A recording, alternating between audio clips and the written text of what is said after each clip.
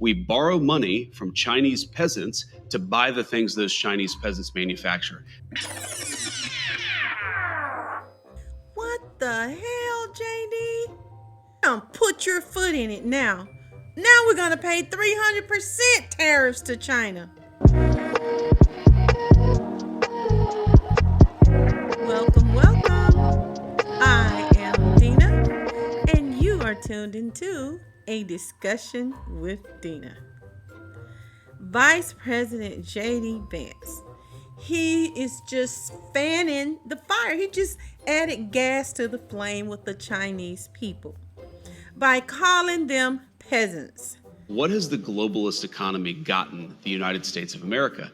And the answer is fundamentally it's based on two principles: incurring a huge amount of debt to buy things that other countries make for us. And to make it a little bit more crystal clear, we borrow money from Chinese peasants to buy the things those Chinese peasants manufacture. That is not a recipe for economic prosperity. It's not a recipe for low prices, and it's not a recipe for good jobs in the United States of America. What the hell, JD? Now, we are all aware of these tariffs that President Donald Trump has decided to levy against China. But China has already told them, we ain't never scared. But I guess they're not listening. J.D. Vance just put his foot in it. Are you trying to start a hillbilly versus peasant war or what? You trying to get us 300% tariffs? If so, you're doing a damn good job, buddy boy. Them Chinese done already told y'all they ain't never scared. But let's listen to what else they said as a result of Vice President J.D. Vance fanning the fire. 中方对中美经贸关系的立场已经讲得很清楚。听到这位副总统说出这样无知又缺乏礼貌的话，令人诧异。也立场已经讲得很清楚。So what I'm going to do, I'm going to translate for you. Okay? Now, this is what the representative for China said. He's the foreign minister for China. And he said, if the U.S. truly wishes to engage in talks, it should adopt an attitude of equality, mutual respect, and reciprocity. If it persists in disregarding the common interests of both countries and the international community and insists on escalating the trade and tariff conflict, China will, as always, fight to the end, because we ain't never scared.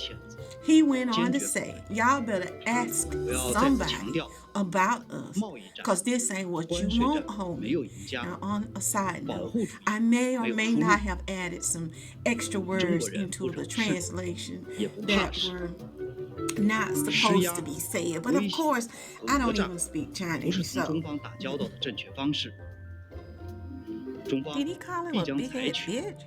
It sounds like it. You know, I don't know Chinese, so I'm not going to start nothing, but it certainly sounds like him. What does it matter? Anyway, that's the translation. China will lose the U.S. market, which, as I've said, is 15%. We don't care. We don't care. China has been here for 5,000 years. Most of the time, there was no United States, and we survived.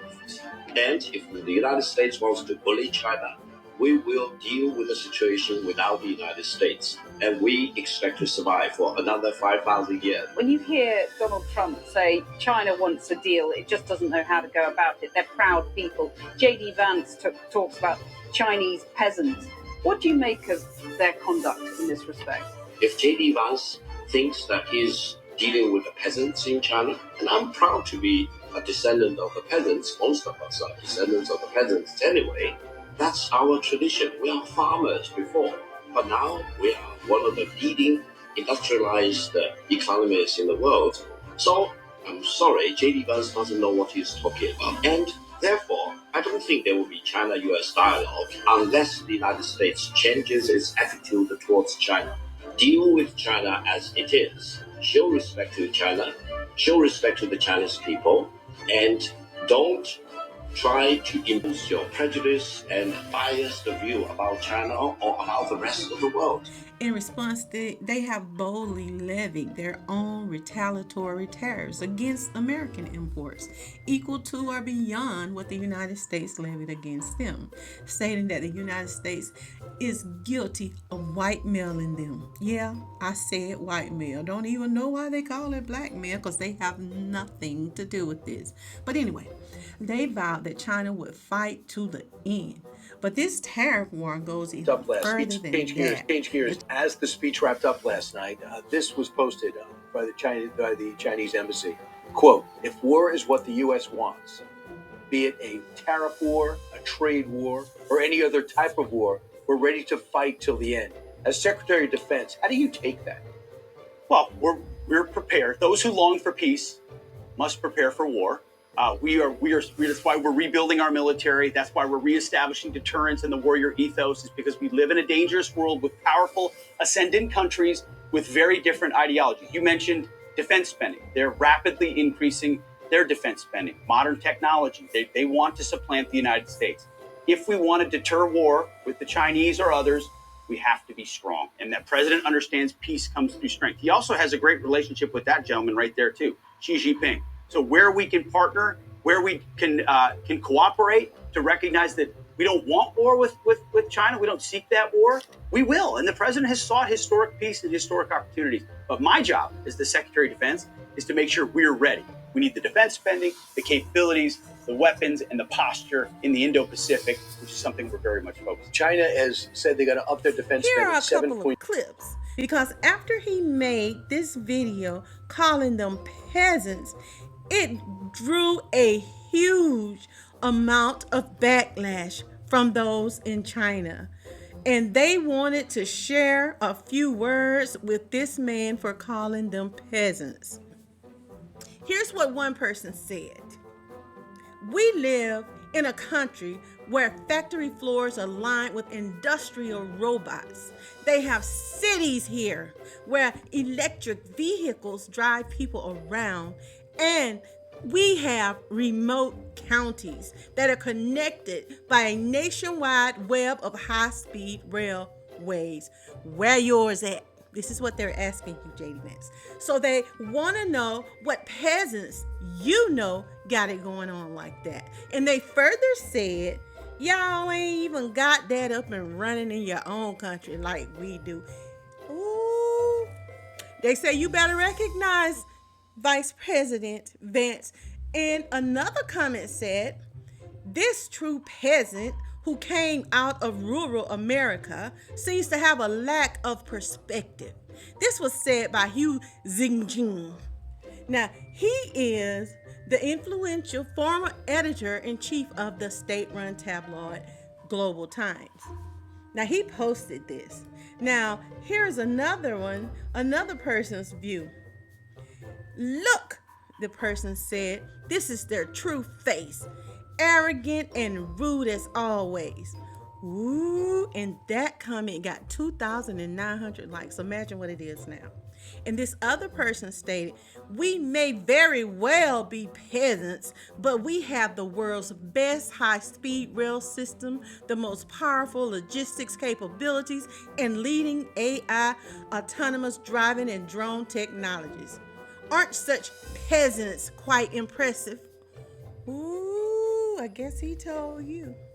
Then there were others who noted the irony of Vance's comments, given his own working class upbringing, your own background, they're saying. And that was depicted in his memoir in 2016, Hillbilly Elegy. And this other one said, hold up, Hillbilly Vance, you do know we can read and we watch American movies.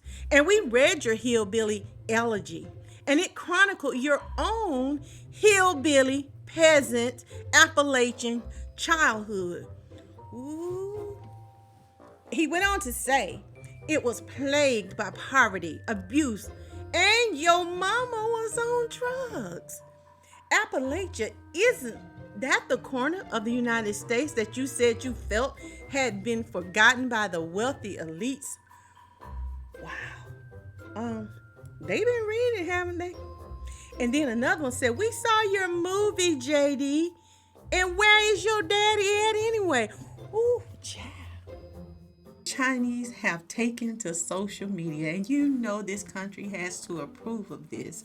If there are people and vendors all over TikTok and X and Facebook with campaigns that is intended to disgrace American companies.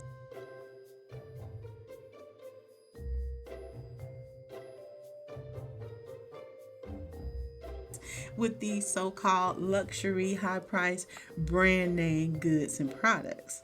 You know the labels and name brands big time superstars want, and people who want to be, they like to throw it around and let you know they got cold hard cash and they spent it on the very best. Well, this tariff war has gotten so ugly that the Chinese have purposely started a campaign whereby the makers or the vendors of these products are now letting everybody know these are cheap products. They are showing you in videos on TikTok how cheaply made these name brand products that you spend all this money on, that rich people like to tell you they got. And they want you to know that all the people in this country that cherish this stuff, we make it for pennies. And it's supposed to be a sign of wealth, but they're letting you know you can get this directly from us. Forget about the tariffs. Let's do business. This has just become a complete hot mess. And if I own one of those particular brands that they are all over social media letting you know this cost them $250 and you paid $1,000 to get it, I would not do business with them myself because you just revealed something very, very secretive and that other people want to get in on now. But I certainly would not continue to use them. Want to know who really makes Sarah's clothes in China? Let me expose their key suppliers. First, shoes. Their footwear are mainly produced by Yuanli Tongshu. For clothes and jackets, they are most produced by Tongli Clothing. Interestingly, they are also proved a supplier for H&M. Now you know the truth behind Zara's tag. Want to know more about the major fashion brands? Comment below. And next one may be your favorite. Louis Vuitton. Do you recognize this style, this bag? Of course you do. For the past more than 30 years, we have been OEM factory for most of the luxury brands around the world. Gucci, Prada, Coach, Louis Vuitton, you name it. But for this, I am not proud because we were only making our wages. The profit margin for the people who are actually making the bags are very low. What I'm really proud of is that first, we have the best quality control. Two, we have the best craftsmanship. You know, Chinese craftsmen are always intelligent and diligent. Three, we have the most complete supply chain. We always get what we want, like zippers, accessories of any kind, any color, and leathers immediately. Now, as the U.S.A. and its little European brothers are trying to refuse Chinese goods, don't you think luxury brands are not trying to move their OEM out of China? Yes, they did, but they failed because the OEM factories out of China, they don't have good quality control and they don't have as good craftsmanship. Their workers are either too expensive or too lazy. Three, they don't have any supply chain. They always have trouble getting leather or zippers or any accessories. That is why they failed, and that is why we will always be the best OEM factory for luxury brands. Why don't you just contact us and buy from us? You won't believe the prices we give you.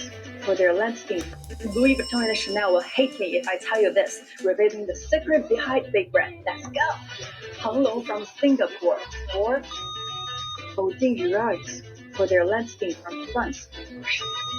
Tannery Hot, Italian Tannery, Vibes. Labri Tecna from Italy. Guess where I found all those secret suppliers? All in APIF Hong Kong. It's only the first day of this exhibition. There's still 2 more days to go. Don't miss this. Laundry parts? Do you want laundry capsule? Do you want laundry bits? One part costs only 5 cents. You can get 20 parts for just $1. To have good quality, with better price. 10 years factory in Guangzhou. If you want to be our agent, please contact me for Green. $10, $10, $10, $10, and $10. Always $10. We have 7 colors. Look, egg card, blue, pink, green, green, black, and coffee. This is warehouse. If you need, please contact me.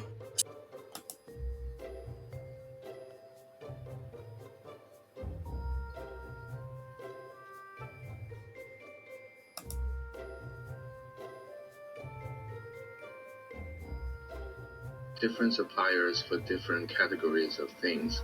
For their sweaters or like jumpers, they source from Changshu Sophia West Sweater Co., Changshu Sophia Maoshan.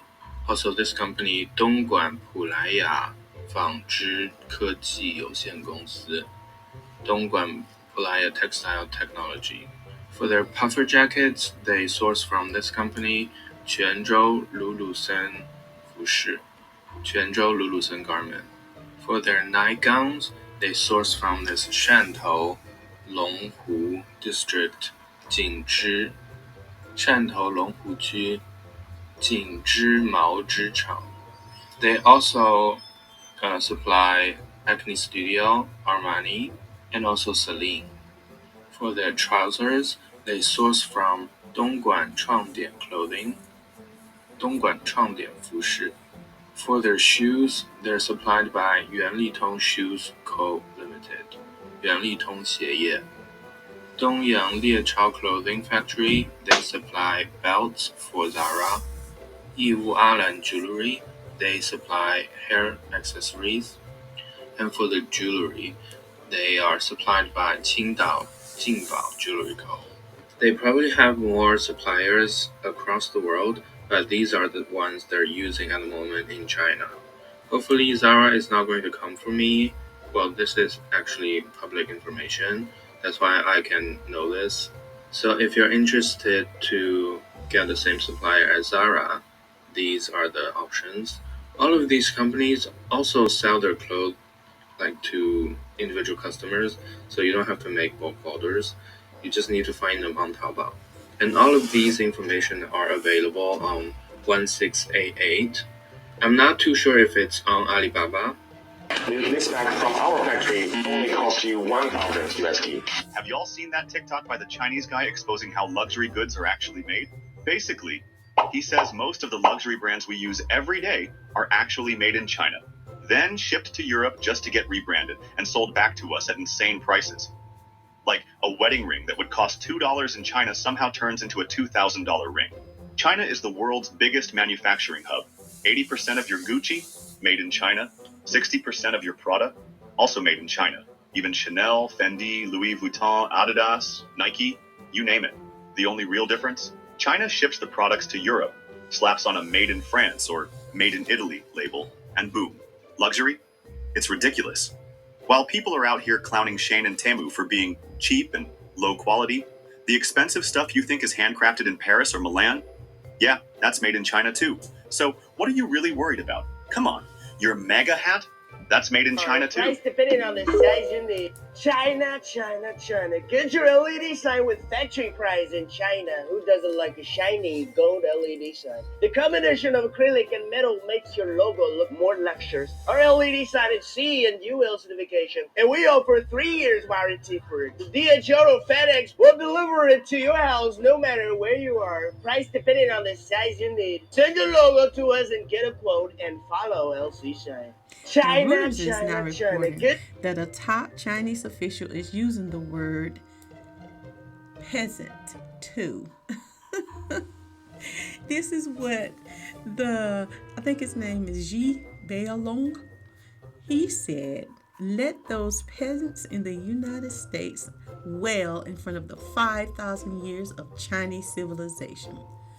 Okay. But he is the director of China's Hong Kong and Macau Affairs Office under the State Council. So they are now trading insults, along with triple-digit tariffs against one another. And China is reportedly taken another step by ordering its airlines not to accept any more Boeing jet deliveries. It's all been canceled. Is this just a flex to show who has the biggest gonads? Because we all know in the end they will eventually kiss and make up. Honestly, the biggest difference between China and the U.S., it all comes down to this one thing. China is a socialist country, while the U.S. is a capitalist one. But hold on, when I say socialist, I'm not talking about the kind of socialism you might have heard about in the West. China has its own version, socialism with Chinese characteristics. It's a path we've developed that actually fits our own national situation. Now, just imagine this. What would happen if China, with its 1.4 billion people, tried to copy the American capitalist model? I mean, I honestly don't even want to think about it. We'd end up with a tiny group of super rich elites, while the vast majority would struggle to even put food on the table. Healthcare, education, transportation, everything would be expensive. Ordinary people would be completely left behind. Capitalism, where capital rules and profit is everything. In the US, almost everything revolves around making money. Resources and production are privately owned. Companies exist to maximize profit, period. Yes, there was once a so-called golden age in America, back when one middle-class guy could support a whole family, buy a nice car, own a house, but that didn't last long. Why? Because capitalists wanted more profit, so they started outsourcing jobs, cutting public benefits, slashing healthcare coverage. Today, so many Americans have to take out loans just to see a doctor, while insurance giants keep getting richer. So get this, it wasn't China that turned America into this mess. It was American capitalists. Their greed is what screwed things up. Ever seen The Wolf of Wall Street? That movie's perfect example. People chasing money like crazy, only to become slaves to it. They didn't control money. Money controlled them. And honestly, that's the core of capitalism. Socialism with Chinese characteristics, where no one gets left behind. Here's what we believe in. Public ownership at the core. The government takes care of essential services. Private and foreign companies are allowed to grow, but under proper guidance and regulation. That's the balance we're trying to strike. Economic growth on one hand, social stability on the other. So here's what I really want to say. America's capitalism only works when your interests line up with theirs. But the moment you don't fit into their plan, they turn on you just like that. China, on the other hand, believes in win-win cooperation and common prosperity. Now, ask yourself, why do Western media outlets constantly bash China? Because deep down, they know capitalism has major issues. They just don't want you to see it. They're scared you might realize there's another way. But guess what? More and more people are starting to see the truth. The Chinese path might not be perfect, but it's working. Who knew that China was this petty? Is this really how you see America and the American worker?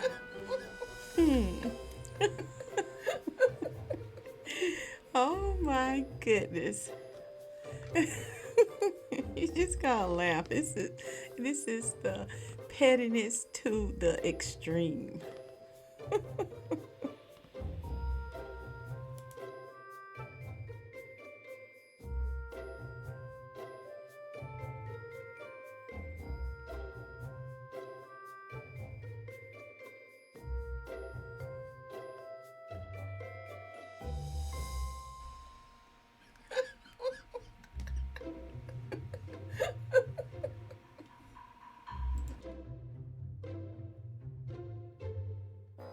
If you have not already, like, share, subscribe, and leave me a comment on what you think about this topic. I want to thank you for listening, and I invite you to join me next time for another discussion with Dena. Ta-ta! This concludes your daily discussions with Dena. Join us Monday through Friday at 12:30 p.m. Like, share, subscribe, and leave a comment.